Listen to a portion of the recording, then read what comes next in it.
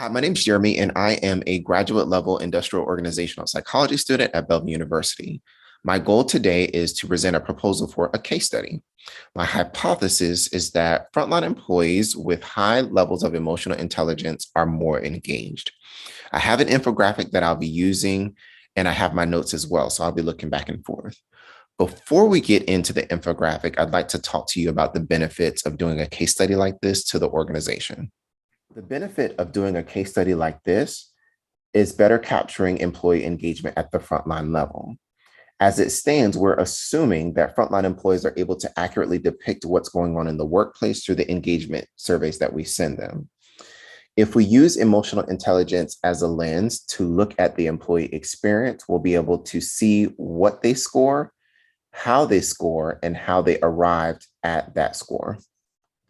My personal reason for selecting emotional intelligence and employee engagement is based on my own experience through work. I've experienced both ends of the spectrum and noticed that based on my leader's level of emotional intelligence, I myself engaged more or engaged less. This suggested that I had a certain level of awareness that was necessary in order for me to realize my emotions, the emotions of others, and then be able to manage that relationship in an effective way. After reading literature on the constructs of emotional intelligence and employee engagement, I realized that it's from the leader's perspective. With that being said, we can't assume that because leaders have emotional intelligence, frontline employees too have emotional intelligence. This is why I'd like to dig deeper into understanding emotional intelligence at the frontline level and its influence on engagement. So now we'll look at the infographic and talk about the operational definitions of emotional intelligence and employee engagement that I created. Emotional intelligence is the management of emotions through empathy and communication while effectively managing relationships through inspiration and development. Employee engagement is the positive or negative behavioral outcome of an employee's view on the organization and their work. When looking at emotional intelligence, we can break that into two dimensions. The first dimension would be management of emotions. The second dimension would be management of relationships. When we look at the management of emotions, both of self and of others, traits like empathy and communication, effective communication, stick out. When looking at management of relationships, actions such as inspiration and development are things that stick out. In other words, can I manage my emotions and emotions of others by displaying empathy and communicating effectively? And will that grant me access to managing relationships by inspiring people to take action and then developing them through some form of feedback? When looking at employee engagement, typically that is a reflection of how the employee views the organization. And that's either positive or negative. And the same with their task. The goal, of course, is to use emotional intelligence from the leader's perspective in order to increase engagement. So I'm going to use empathy and communication to manage my emotions and the emotions of my frontline employees, and then manage relationships to inspire and develop my individual employees, my team of employees, or my organization. So that way everybody is excited to do their roles and excited and proud about the organization that they work for. So now that we've laid the foundation for emotional intelligence and employee engagement, I'd like to go into our second portion of the infographic. Can a frontline employee accurately depict how engaged they are if their emotional intelligence has not been developed? So taking that same operational definition that we use for a leader and applying it to the frontline employee. Can the frontline employee manage their emotions and manage relationships in a way that when workplace issues happen, they can properly depict what's going on through the engagement surveys that we send them?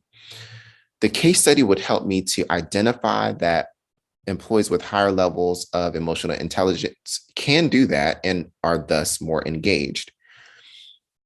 Those that are not demonstrating higher levels of emotional intelligence can be evolved by focusing on the awareness that they have emotions and developing their ability to manage relationships. The end goal, of course, is to have an engaged employee rooted in trust of their leaders. We want them to view their organization favorably. We want them to view their task favorably. We want them to feel that their leader cares and happily take whatever action the leader is asking them to increase performance. So now that we've laid the foundation for emotional intelligence and employee engagement, and then put the problem in perspective, I'd like to share with you how I would go about doing the case study. First, I would get guidance from my mentor, Dr. Hallman, to ensure that I am accurately capturing all the information necessary. I'd like to capture information from organizational leaders, HR personnel, those who create surveys, project managers, and frontline employees, as well as frontline leaders. Being able to capture all of these perspectives through structured interviews allows me to identify emotional intelligence and employee engagement from these individual perspectives. It allows me to see consistency, and it also gives me an opportunity to compare and contrast my operational definitions and the information that would be collected from engagement surveys that I've created. From the perspective of a former frontline employee, former frontline leader, and currently an individual contributor that helps with engagement initiatives, doing a case study like this would drastically change the way that people approach engagement. If I, as a frontline employee, had my emotional intelligence developed, I would be able to understand what I'm going through when my leader tells me that I'm doing well and when I'm not doing well. And then I'd also be able to run more easily to things that are put in place to help me perform better. I wouldn't just be frustrated and not be able to process what's going on and then fill out a survey to reflect that. As a frontline leader, I would be able to better understand what my employees are going through if their emotional intelligence is developed. If I were able to categorize them as having high levels of emotional intelligence and low levels of emotional intelligence, the initiatives that I would create would focus on improving emotional intelligence for those that have lower levels of emotional intelligence. So that way they can understand the initiatives that are being put in place to increase their engagement. As an individual contributor who currently works on engagement initiatives, I would be more inclined to see engagement initiatives through.